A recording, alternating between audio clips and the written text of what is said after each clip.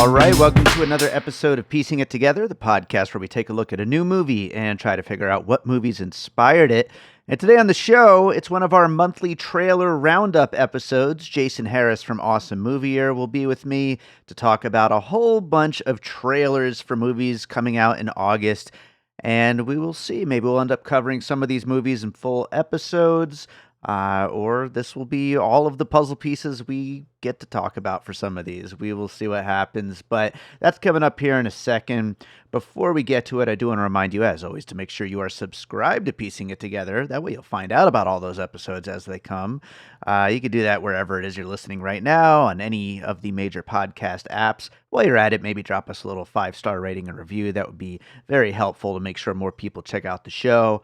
Follow us on social media at PiecingPod, and don't forget to join our Facebook group, Popcorn and Puzzle Pieces, where I'm sure there'll be lots of conversations about some of these movies and all the movies that we talk about here on the show. I also want to get into some listener puzzle pieces. I always do this on the trailer episodes. Anybody who listens to the episodes we've done during the previous month and sends in some puzzle pieces that they thought of, I like to read them here on the show, so I'm going to do that now. And going back to the month of July, we kicked it off with a live episode on Maxine, and Eric Lanberg wrote in with Angel and Avenging Angel, which, by the way, Michael Keene, who was actually on that show, said that he is going to die mad that he didn't bring up the Angel movies on the conversation. So, yeah, I actually need to watch those movies. They sound completely insane and ridiculous. Next up for Long Legs, Fran Smith mentioned Sinister because they're both well-crafted, insanely tense crime thrillers that then turn wacky. And I think that's actually a really good one. And also, as I pointed out in response to Fran, the Sinister guy and Long Legs himself both look like they could be in metal bands. So you also have that connection as well. Then for Twisters, Josie DeMarco wrote in with the Makoto Shinkai Disaster Trilogy. Hopefully I'm pronouncing that name right. I'm not familiar with those movies, but I've heard of them, and I should probably check them out at some point. Also, Roller Coaster from 1977 and Cars, the Pixar movie. So a bunch of great ones in there from Josie for Twisters. And then for Deadpool and Wolverine, William Riel mentioned Airplane and the Zucker Abrams films, the various parodies and spoofs like that, which, yeah, Deadpool and Wolverine, I mean, it's essentially just a spoof. I mean, that's really what it comes down to. So got some great stuff in there. Thank you, as always, to everyone who's out there listening. July was like the biggest month we've had in over a year, and lots of new listeners out there, lots of downloads. So I really appreciate you all being out there. Please continue to send in your puzzle pieces. I love hearing from you all. And with that said, let's get into our month of trailers for August. Jason Harris is back with us for another month of trailers. It's late, I'm tired, but we're going to get this thing in here as the month ends. Jason, how's it going? For the listeners out there, it's 9:50. It is not that late. It is so late. Sometimes I watch old movies like detective movies and stuff like that, and I see these like 60-year-old men working a case at night, and I'm like, how the fuck do they do it? Like, when did this happen to you? So I mean, you used to be a rapper. It's not like you were putting on rap shows at 6 in the evening. I don't know. I got so old over the last 10, 15 years, but I don't know. I'll pull it together. You're lucky you found Gina when you did. I am. I'm very lucky. Otherwise, you'd be a sad, middle-aged, single loser. Podcast producer. No comment on who I might be talking about. Jason, let's talk about some trailers. And first, of course, we got to look back at the month of July and see which of these movies we actually ended up seeing. Starting off with a movie, I don't know if you saw my tweet about this today, but I forgot Despicable Me 4 even came out. Did this movie make any noise whatsoever? I mean, it made its money. It didn't do like what the last one did, the Minions movie, but... Yeah. You know, this is just as a tired franchise. And like I said, this movie looked just terrible. Yeah. I didn't see it. I'm glad I didn't. But, you know, I mean, at some point, the audience knows when you're just going for a money grab, right? Sure. Absolutely. Yeah. Next up Did you is see it? I did not. No, I haven't seen it. I think I saw the first Despicable Me. I did not see the sequels. I think I saw the first Minions, maybe. But yeah, they're just not really for me, those movies. So the ride is fun, though, at Universal. But next up is Beverly Hills Cop Axel F, which I did not see. I still want to, but I kind of want to just do like a whole marathon and watch the originals first.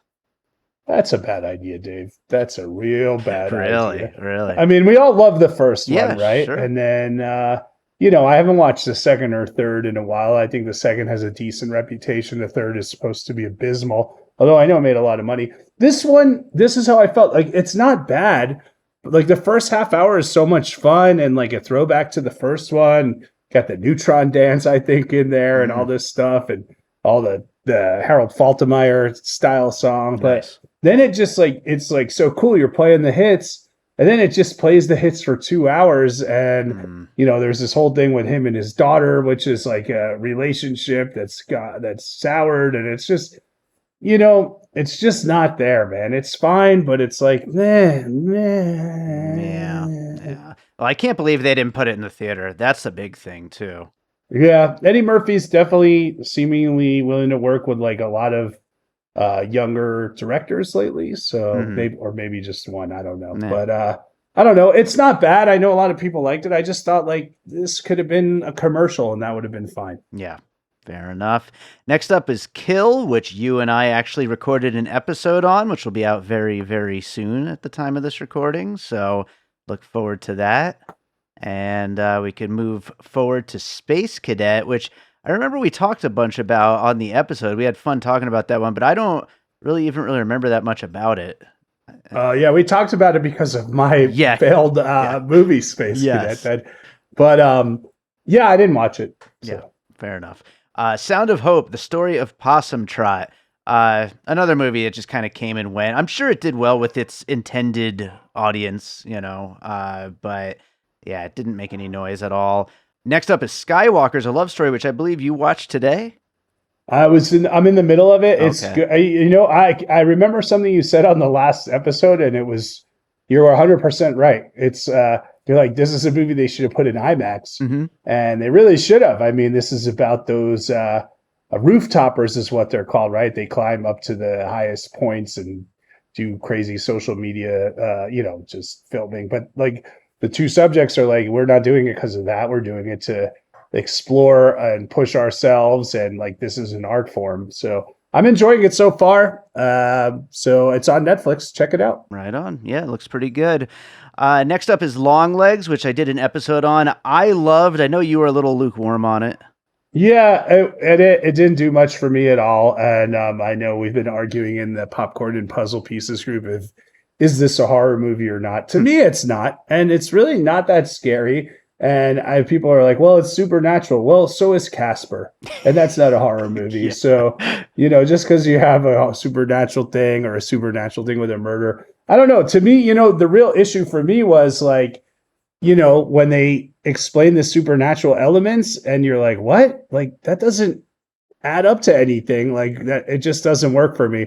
But I know it does for a lot of people. So it just, like when I got the explanation, I was like, no, this just doesn't add up at all. But that's okay. That's just not my thing. Yeah. I mean, I would just say, for anybody who wants to listen to the episode, we get into a lot more on what I do love about the movie. But I will say, as far as like whether or not it's scary necessarily, it seems like every horror movie now, whether it's horror or just, within that world of horror, they have to call it the scariest movie of the year. Like that's the only way to advertise a movie that's essentially horror. And this is not a very scary movie. It's not. It's really not. And I completely agree with you there. And I just don't think that's what it's aiming for either. So I think it's just I know, but that's and it worked because it made a lot of money and good for them. And Neon's biggest movie now, fun. As of a couple of days ago. Neon is about to crush A24. It feels like. Sure seems like it. Absolutely. Next up is Fly Me to the Moon, which I actually think looked pretty good. I have not gotten a chance to see it yet. Have you? No, I hear it's bad, but I did use it as one of my answers in Cinematrix today. You ever play that game? No. Oh, it's like a grid, and like they give you like 3 actors on one side and 3 categories on top, and you have to fill in the grid. But one of them today was Scarlett Johansson and a movie title that's 4 or more words. So I chose Flying to the Moon. That sounds fun, and good job on I got 9 that. out of 9 today. Yeah, so very nice. Look up Cinematrix. It's fun. It's a vulture game. There you go. Next up is Touch, which do not remember that one at all, but it must be out. I don't either. Yeah. Was that like was that the one with like the guy with the girlfriend who dies and then she's got a secret twin? Oh yeah, that's right. Okay. That looks maybe interesting. But yeah, I don't know if that even came out. I haven't seen anything about it since then. So we'll just move on from that to Descendants, The Rise of Red, which I was just baffled by. But you said that your daughter actually has watched 1 or 2 of those movies? She's watched all of them and wants to have a Descendants movie marathon with me. I did watch this with her. I fell asleep during it. Very good. But I'm not blaming the movie on that. I mean, it's fine. Yeah. Okay. It's for the kids, man. They love it, and that's good. There you go. There you go. Next up is Twisters, which I did do an episode on, and I absolutely loved and had so much fun seeing it in 4DX. That is the movie for 4DX. I wish they would bring it back in 4DX as soon as Deadpool and Wolverine runs out of steam. Nice. Dave, do you call them titty twisters or purple nurples? Whichever one you want. They both work. So I thought Twisters maximized what it was capable of doing, but there was only so much it could do. Yeah. And I also want to say, like, yeah, we know Glenn Powell is the it guy, but like that's Daisy Edgar Jones's movie. She carries the whole movie, man. It is like, her. It is mainly credit, her right? movie, yeah, for sure. And I actually agree with you on because I saw your Letterboxd review, and you're right. It's like the best that movie could be, and that isn't like a 5-star movie or anything like that. But I had so much fun. I was elevated by the whole 4DX experience that I just. What did they do when there was a twister? They just blow wind at you? Oh, there's wind. Your seats are shaking and freaking going all over the place. There's water splashing at you. There's lightning. The lights are flashing lightning, and there's like smoke. That would be fun. Oh, it's nuts. Absolutely crazy. Dave, if you want to have a 4DX experience while I give you a titty twister, you just let me know. That also sounds fun. That sounds like a 4DX experience for Deadpool and Wolverine. Tune in Tokyo, me and Dave. And then last up are my 2 live shows for the month, Maxine and Deadpool and Wolverine. Neither of which were great, but I enjoyed the live shows, and I think I might even like Deadpool and Wolverine more than Maxine, even though it's kind of just a nothing, fan service fest. I mean, it worked. Yep. It made crazy money. Maxine didn't, though. No. So I didn't see either yet, but probably will watch both. I mean, I have to watch both, so I will. Absolutely. Well, let's get on to our August, starting with probably the worst one of the month right up front. Harold and the Purple Crayon will be in theaters August 2nd. This is the director of Ice Age and Rio, making his live-action debut with Zachary Levi in a movie about a guy who can make anything come to life by drawing it. And it's Zach Levi. He makes anti-vaxxers come to life to get rid of all the vaccines. There you go. So. Absolutely. Yeah, I mean, look, we've seen plenty of these it's mixing animation and live action. I know this is a book. I didn't read it, but didn't Clifford try something like this recently? That was one idea I had. Okay. I also put, the idea of kind of, if you imagine it, you can bring it to life. The excellent Netflix movie of The Little Prince. Did you ever see that with Jeff Bridges as the voice? High recommendation. This also definitely had James and the Giant Peach vibes to it. And lastly, you can draw this. It comes to life. I put Stranger Than Fiction. Anything Emma Thompson writes happens to Will Ferrell's life. Oh yeah, that's a good one to include here for sure. I was, obviously it's kind of has similar to Zachary Levi and Shazam. It's got kind of that same sense of humor and that kind of, man-child kind of thing going on. So I put Shazam on the list. But then also there's a video game series called Drawn to Life where you can draw anything you could think of and then use it as like an item within the action. And so that seems like it's probably itself inspired by that original book, the Harold and the Purple Crayon book. So maybe like the AHA video for Take on Me. There you go, the video game version of that. So, I don't know. It looks not good, but the next one looks fun. Kneecap, which will be in theaters on August 2nd, about an Irish rap group who wants to start a movement with their native Irish rapping. What'd you think about this? I mean, I'm a sucker for the Irish movies, Dave. I love them. And obviously, there's a great history of them with the John Carney movies, right? Sure. I mean, you think of him right away with something like Once, or I put down Sing Street, but Sure. Flora and Son, any of those could have worked. But from the rap standpoint, I went to 8 Mile, and then the idea of like a music scene causing a movement brought me to 24-Hour Party People, which is a fantastic movie I've probably mentioned here before. I also wanted to throw in an Irish movie about young people that maybe you haven't seen. I know it's a big hit in Ireland, but it's a good movie called The Young Offenders. I remember hearing about that, but I've never seen that. I might have to check that one out. I threw on Pop Star for my musicians making a movie. I figured because they're actually the artists that they are portraying in the movie, basically. And then the main thing I thought of was Pootie Tang because they're basically rapping in gibberish. So, Sadate. Sarate, exactly. So, yeah, that movie looks pretty fun. Next up is Sing Sing, which will be in theaters August 2nd. It's been in limited release for like a couple of weeks now. I know this is weird that it's August. You figure like this is the Coleman Domingo Oscar run of this year, right? Yeah. And you figured they would have waited till November. Yeah, I guess they're hoping it's got enough staying power because it sure does look like it could be primed for that.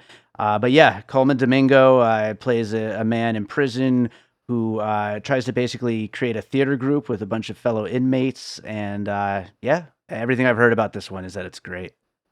Yeah, I've heard the same thing. I mean, there's that Shawshank element where he's talking to the parole board and he's like, I have to act and it does this for me. And they're like, are you acting right now? Huh? Mhm. But whatever.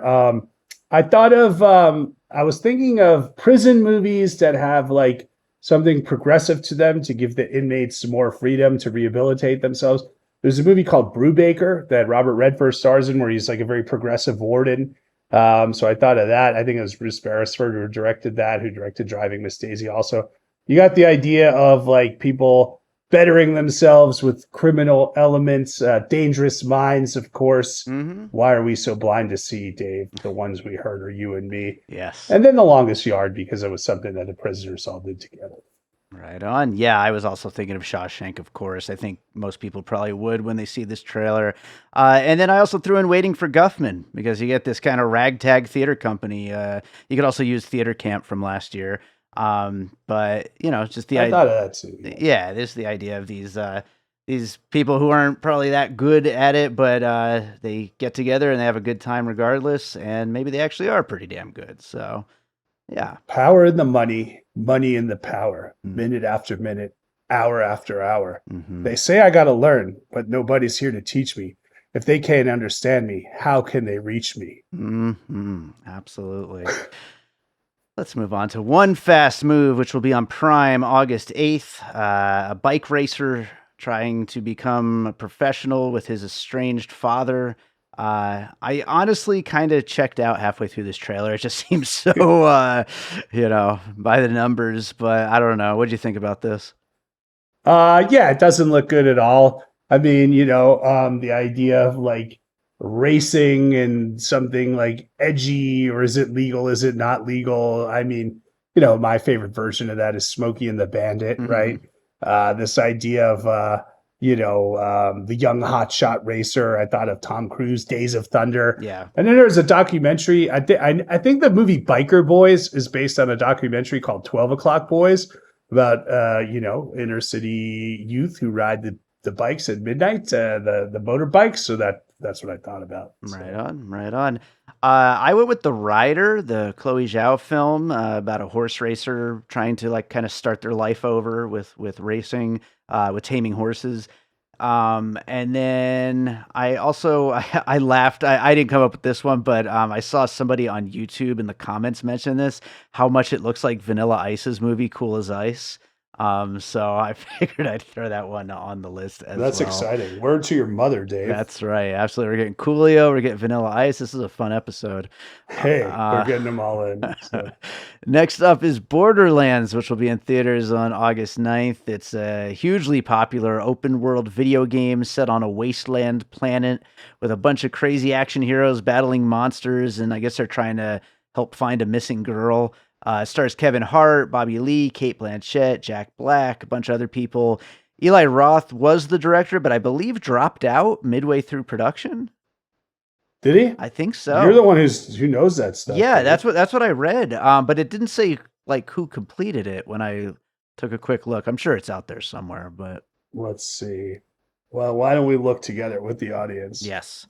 Borderlands, typing it in. Eli Roth, that's all it says. I don't know, man. All I heard is Tim Miller. Tim Miller stepped in Deadpool to do extensive reshoots after Eli Roth walked away from it.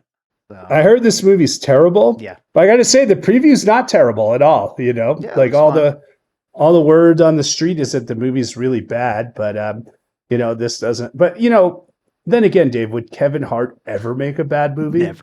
Absolutely not. Borderland, the setting reminded me of Tank Girl. Mm-hmm. The ragtag group, as you might call them, reminded me of Guardians of the Galaxy. Yep. And the robot who maybe doesn't do what is expected of him reminded me of Robot and Frank, which is a great movie. You ever see that one? Robot I actually haven't. I've always wanted to. It looked fun. Yeah, they give him like a home robot to help him because Frank Langella is old and he just uses it to pull off small-time robberies. Yeah, it's great. That's awesome. I got to watch that movie. Yeah, I threw Mad Max on my list, which I think was like the main inspiration for the video game too. And then you mentioned Guardians of the Galaxy. I'll mention a movie that was itself inspired heavily by Guardians of the Galaxy, and that is last year's Dungeons and Dragons Honor Among Thieves with Chris Pine. This kind of seems to take that same setup of a bunch of kind of wacky characters and throwing them together as a team and just on a different kind of setting. But, you know, video game movies have been on a pretty, you know, successful streak lately. So maybe this will be something we will see. I mean, this is a natural follow-up once you do Tar. Yeah, exactly.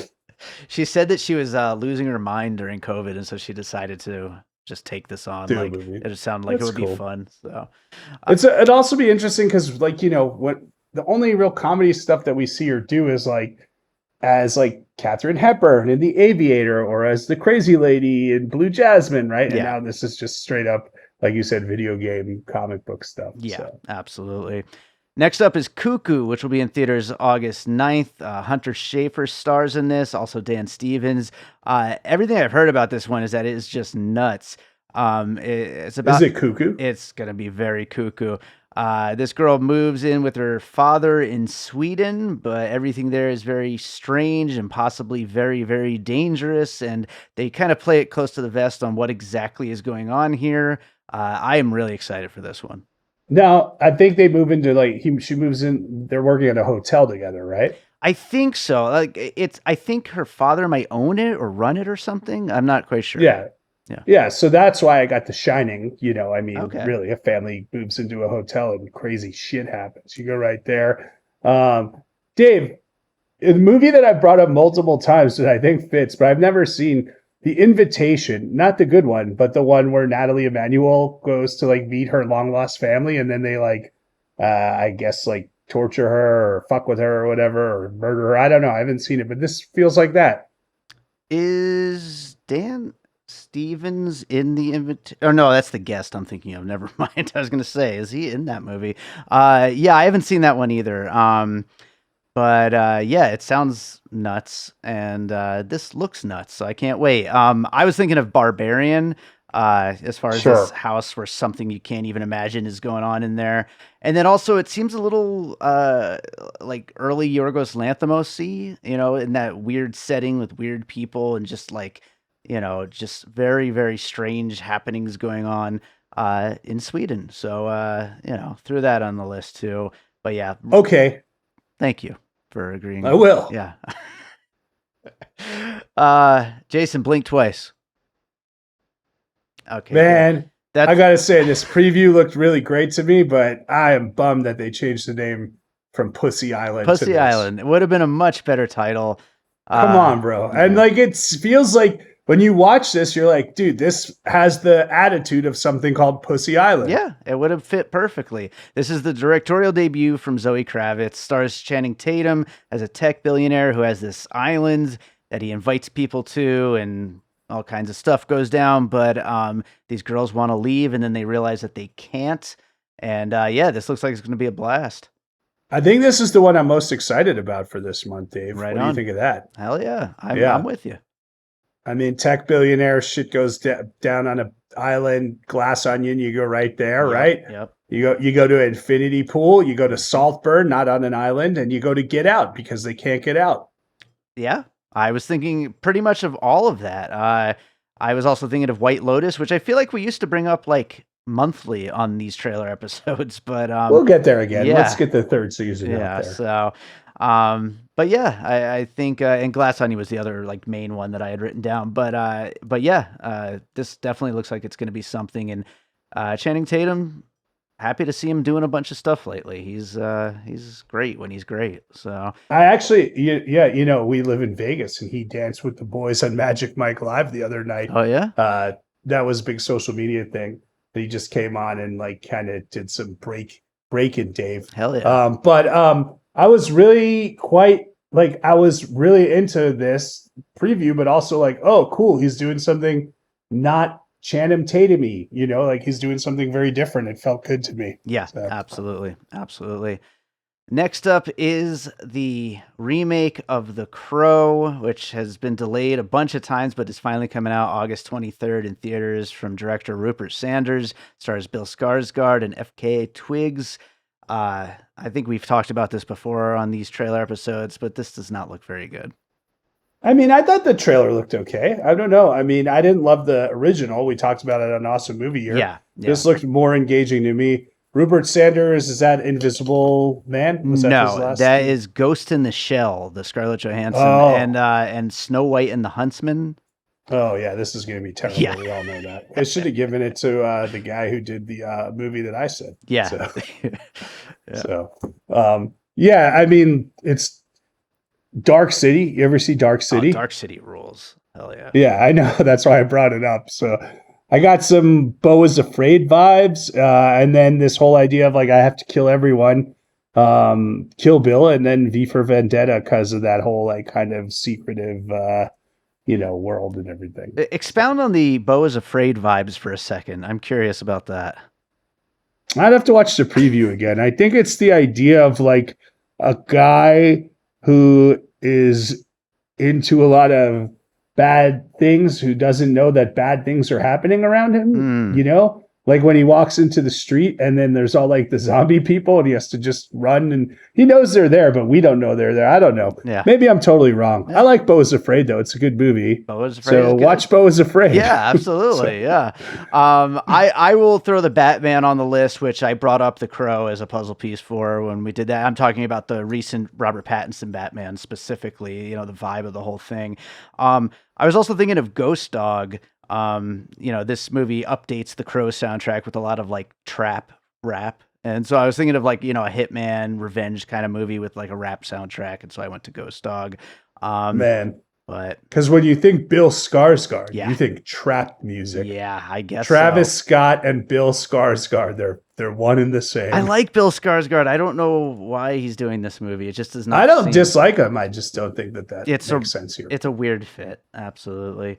But by the way, Dave, can I just say, as you're getting to the next preview, at the beginning you said Harold and the Purple Crayon looked like the worst movie of this month. I think we have a contender right here, my friend. Well, a contender for sure, but look what happened with Ricky Stenicki. I ended up loving that movie, so you never know. Ricky Stenicki was good, and I mean, Peacekeeper. I love the Peacekeeper, right? Peacemaker, is that what it is? Peacemaker, that's it. Yeah, you never know with John Cena. So anyway, yeah, it's called Jackpot. It'll be on Prime August 15th. Paul Feig directed this one. Also stars Awkwafina. It's set in a future where if you win the lottery, everyone has 24 hours to kill you and take the ticket. We talk a lot about like comedies trying to come back, and there have been some really great ones lately, but Yeah, I don't know. This one, it doesn't look too good. Yeah, I mean, and again, this is like that high concept stuff you'd find in the 90s, or I don't know, earlier this year when Jake Johnson released Self I Reliance, still need right? to see that. Yeah.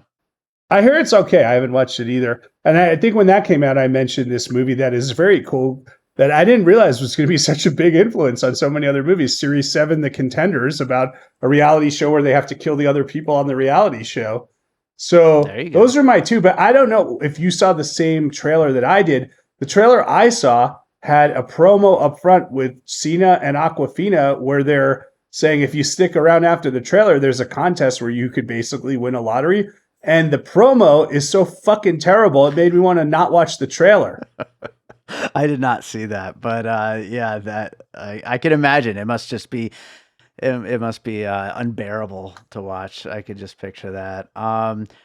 I threw The Purge on here for some weird murder is legal law in a future setting. Also threw on Idiocracy as far as these kind of high concept comedies go, and then also John Wick Chapter 3 and 4 specifically when it's one person against just everybody. They all get notified on their phone that it's time to hunt that person down, and everyone goes after him. So Parabellum indeed. So hey, Dave, we'll see. real fast, we mentioned Cena and we like a lot of his comedy. I feel like Aquafina is way more talented than the choices she's making on screen. They're becoming very repetitive. I know she's a good voice actor, but I think when you see some of the work she did before she blew up and then you see this, you're like, is it just for the bag? Is it just for the money? Because like none of the stuff you're doing is at all memorable at this point in time. I saw a meme the other day, and it said something like it was like Hollywood writers like we're writing an animated movie, and before they finish the sentence, it's Aquafina saying, "I'll do it." Right. You can throw Jack Black in there Yes, too. absolutely. Next up is Stranger Darling, which will be in limited release on August 23rd. JT Molnar from Las Vegas directed this one. It's getting a lot of buzz. Stars Kyle Gallner, Ed Begley Jr., Barbara Hershey, and the main star is Willa Fitzgerald, about a man hunting a woman down, and it looks like really intense. And this looks really great, actually. Yeah, I haven't seen it. I mean, JT and I have mutual friends, so and he's a Vegas guy, so of course we're rooting for that. Giovanni Ribisi is the director of photography, Right. so that's fun. But Dave, it's all the stuff we've this genre now, which is a subgenre. We talk about at least one of these in a month, maybe two of these. It's Back to the Hunt, where people are hunting people. It's The Strangers. We talked about one earlier this year, You'll Never Find Me, where that woman goes into the Australian outback into that trailer. That one looked really good. And X, going back to that, it's all the same things we keep seeing over and over again. Yeah, but if it is intense, if it's managed to have that intensity, it will work. Although that movie, You'll Never Find Me, that you just mentioned, I don't even remember that. You say that was this year? That's crazy. Yeah, we covered it, I think, in spring. I think it's on Shudder. It's an Wow. Australian movie. The preview looked great for one of these types of movies. I just think look, I agree with you, but this subgenre is oversaturated right now. There's a lot of them. Less chasing people into a house. I know what it is. It's, pandemic, single location things. That's when it became popular again, Sure, and now it's yeah. become its own thing. Absolutely. I thought of Blue Ruin, the Jeremy Saulnier film, the whole kind of cat and mouse hunt thriller thing. Good movie. Yeah, really good. And The Night of the Hunter, to bring it back to really, classic, movie, 1955, I believe. But, as far as somebody just on that chase, on that cat and mouse hunt. So, yeah. You kids are being bad. I'm going to have to tell your mama. I'd have to watch it again to get the Mitchum down. Yeah. Jeremy Saulnier, can we get another movie from this guy Next soon, month. or what? Next month. What is it? Rebel Ridge. It'll be on Netflix. We'll be talking about it on our next trailers episode. All right, I'm excited Yes. because I like him a lot. Hold the Dark wasn't my favorite of. It was probably my least favorite. Yeah, of me him, too. But Yeah. the dude, let's go. Let's get it. I can't wait. Next up is Afraid, which will be in theaters August 30th. This is a Blumhouse film. It's an AI horror. Smart AI home assistant wants to take over the family. Let's make Megan, but instead of a robot, we'll use an Alexa. I just can't believe that they didn't just. Maybe they will. Maybe after the fact, it'll be like a surprise reveal that it's part of the universe, quote unquote. But I can't believe they didn't make this a Megan universe thing. Yeah, who knows? I mean, I watched the first episode of Sunny, that Apple TV Plus show with Rashida Jones, where like her husband and kid might be dead. I don't know. I haven't watched a lot. So her husband was designing robots to like help them, and then the robot kind of does its own thing. So it kind of felt like that. I mean, it's Megan, right? And I mean, the only other one that I had in that would have been like Ex Machina, something where the technology overtakes the people for the good of what they think. 2001: A Space Odyssey, that type of thing. Yeah, for sure. And yeah, of course, like I said, I have Megan on my list too. The other one I thought of, this stars John Cho, and so it actually brought me back to Searching, which is a great movie. And, as far as the impact of technology on all of our lives. By the way, this movie is directed by Chris Weitz, which seems like a really weird choice for a movie like this. I like that. I'm glad he's doing different things. Yeah. Searching, the best real screen movie that's ever been made, probably. 100%, yes. So, I don't know. I'm kind of looking forward to that. I hope it's a little on the wacky side, but we will see. And our last one for our main list for this month is Reagan, which will be in theaters August 30th. Of course, this is a biopic of Ronald Reagan starring Dennis Quaid. Scott Stapp from Creed plays Frank Sinatra, which is amazing. I don't know what else to say about this one, though. Well, a comedian that I work with a lot, Butch Bradley's in it, so that would be my reason to go see it. But my reason to not go see it would be everything else about it, including the trailer. Then I was like, Dennis Quaid, bro, you were so awesome back in the day. And like, I'm thinking of him in like some of the what Soderbergh movie was he in where he was giving one of those big speeches? Was that Traffic? I don't know. Am I confusing him? I know Michael Douglas was that. But anyway, I think Dennis Quaid's got more to offer than a half-ass Reagan impression. Yeah. And I'm really excited for the scene where Rock Hudson asks to be readmitted to America because he's dying, and they're like, "No, you're gay and you have AIDS. You're not allowed in here anymore." That's Reagan's high point, right? Should we going to do a lot of trickle-down economics on this one, or what? I mean, it feels like Boardwalk Empire, this whole idea of like, there's a war between the mob and Hollywood and this and that, right? And, pick any political biopic. I picked Vice because that was about Cheney and everything, so that obviously fits. And then, of course, the Russian scare. I'm going Red Dawn, baby. All right. As far as, the political biopics, Lincoln, W, any of those you can kind of fit in here somewhere. The other thing that I was thinking of, the Wet Hot American Summer TV show where Michael Showalter plays Reagan. Good one. So, I don't know. I mean, there's always the chance that this is better than its production company, and like actually. I mean, it's been held for what, 3 years? Yes. I really, 2 years, 3 years. Really doubt it's anything, but that's the last one from our main list. I will talk about the 2 movies I'm doing live shows on in a minute. But were there any of the others you wanted to shout out from? I know there's a lot of other things. It's a stacked month. I mean, Saving Bikini Bottom has nothing to do with the Bikini Car Wash Company, so the Sandy Cheeks movie is out in my book. Screw it. It Ends With Us looks terrible. That's I think it's just I mean, dude, I don't even know how this is a movie. What is this? It's about a woman breaking away from a violent partner. Apparently, it's a beloved book. So, I mean, that's the reason why. Okay. But yeah, Blake Lively, right? Yeah, it's who's really on a roll with every movie she's making. The one that popped for me was Mother's Instinct. Me too. Which had, Anne Hathaway, Jessica Chastain, 2 great actors. Anne Hathaway, how much fun was she and Eileen last year? They're saying it's like a Hitchcock thing. I mean, it's a sad premise, the idea of they're best friends, and then Anne Hathaway's son dies, and because he falls off a roof, and then she starts blaming Jessica Chastain, or that's what Jessica Chastain says, and everyone else is like, no, you're crazy. Blah, blah, blah. That was the one that really caught my attention this month, Dave. Yeah, I agree with you. I'm wondering why that's not getting a bigger release, because it seems like it's going to be straight on VOD on August 13th, as far as I could tell. But that's a little worrying. But yeah, those two are both great, those two actresses. And so I'm hopeful for it for sure. The two live shows we're doing, we will be doing Trap on August 4th at Downtown Cinemas. That will be with Kevin Martin, Luella Chavez, and Dustin Ross. And this is the new M. Night Shyamalan movie, stars Josh Hartnett. I am a big fan of M. Night's recent stuff, and so I really am hoping this continues his streak of like really being back 100%. I hope so too. Lock of the Cabin, as I said, Dave Bautista would have gotten my vote for Best Supporting Actor last year. Absolutely. He was great. So yeah, I'm really hopeful for this one. And then the other one is Alien Romulus. I'll be back at Maya Cinemas on August 15th for that one.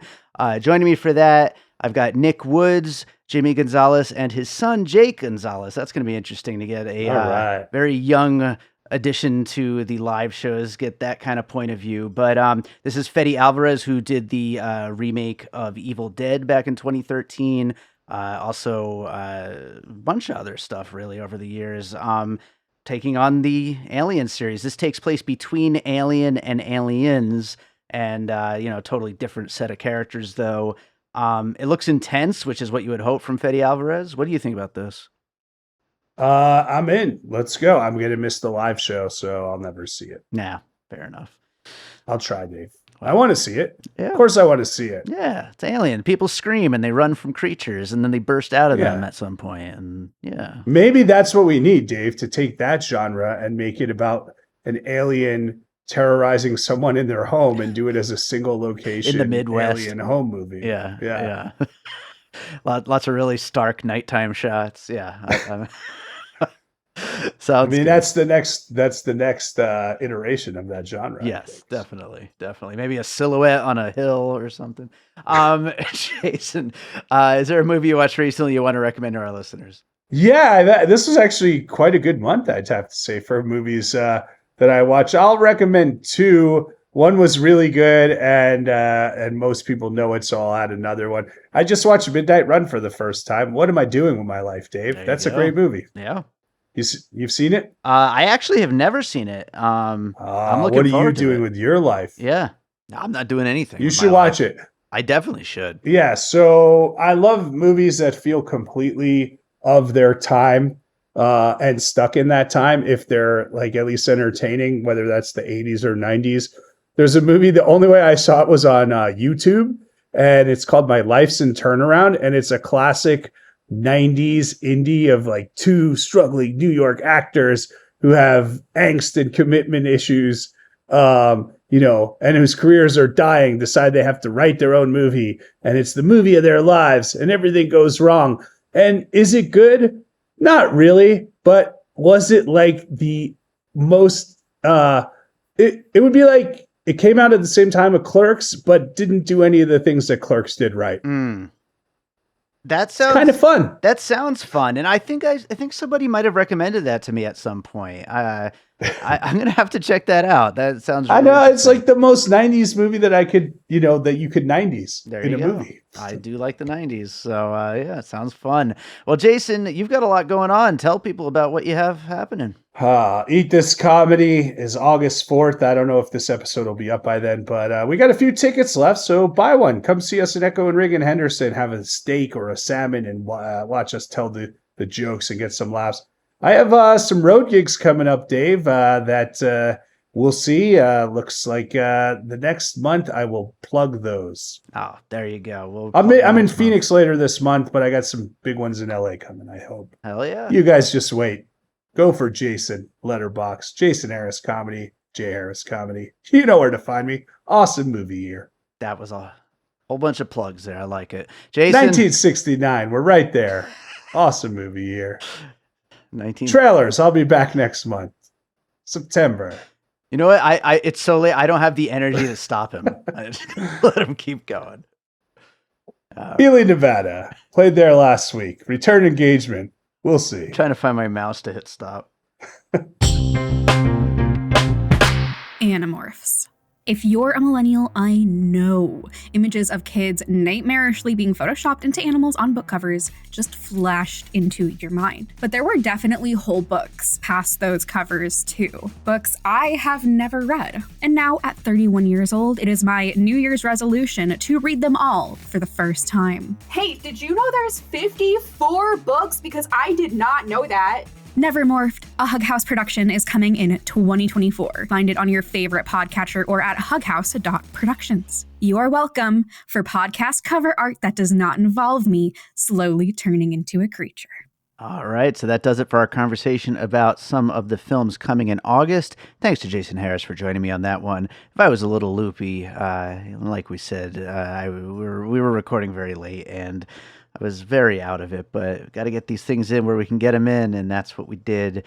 So I hope you enjoyed that conversation. If you're enjoying piecing it together, make sure you are subscribed wherever it is that you're listening. We got lots of episodes on the way. Like I said, we are doing 2 live episodes in August, one on Trap this weekend over at Downtown Cinemas, and one on Alien Romulus on August 15th at Maya Cinemas. So you can get information on those in the show notes. You could still enter to win tickets for the Alien one, but we hope we'll see you out at the Trap one as well. And those episodes will be hitting the feed soon, so make sure you are subscribed. You could also follow us on social media at Piecing Pod, join our Facebook group Popcorn and Puzzle Pieces, and don't forget about our Patreon, the Produced by David Rosen Patreon, where I post bonus and advanced content from Piecing It Together. There's currently, I think, 4 advanced episodes up there, plus some video versions of some episodes.